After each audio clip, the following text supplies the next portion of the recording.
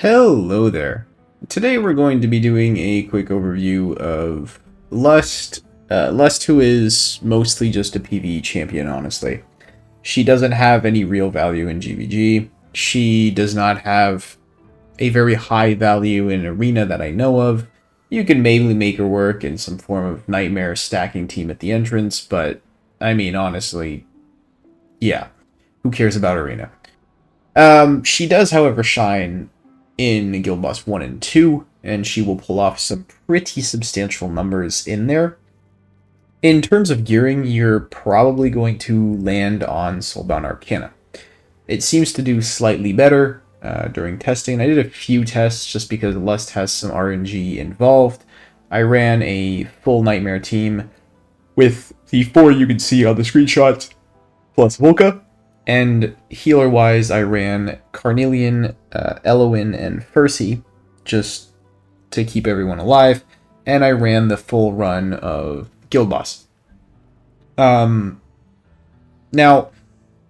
this will change if you start having more percent damage added. So stuff like Laya, stuff like an artifact that is not Lust exclusive. So if you have, say, a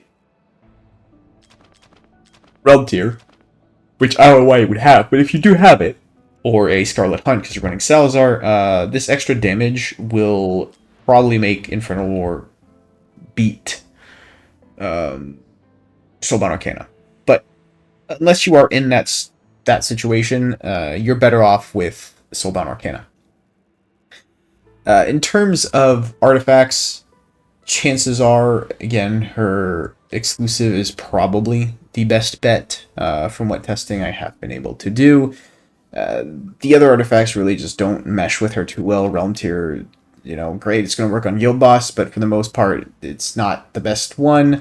And her Sinful Lash will provide more value over time than the Wailing Skull. And none of the others really work. Scarlet Hunt would be maybe the one exception, again, if you are running a Bleed Champ. So her exclusive is actually a pretty good exclusive, and I would try to aim to using that whenever you are running Lust in a comp. In terms of Awakenings, her A1 is possibly interesting if you do not have Torador. A2 is just a flat boost. This is, the A3 is okay, but it's not phenomenal. The A4 is, again, it's a damage boost, and really the only really good, genuinely good awakening she has is the A5. So for the most part, basically, unless you're like a massive whale or plan on dumping a bunch of shards into her in a short amount of time, I wouldn't try to go for more awakenings on her. Because A, she's a PvE champion. You don't need that many awakenings to actually clear PvE content. And B, her A5 is the really only one to aim for. I have her A2 because, like an idiot, I actually pulled this weekend because I need Arrogance. I didn't get Arrogance, I got Glacius and another Lust. Which doesn't help me whatsoever.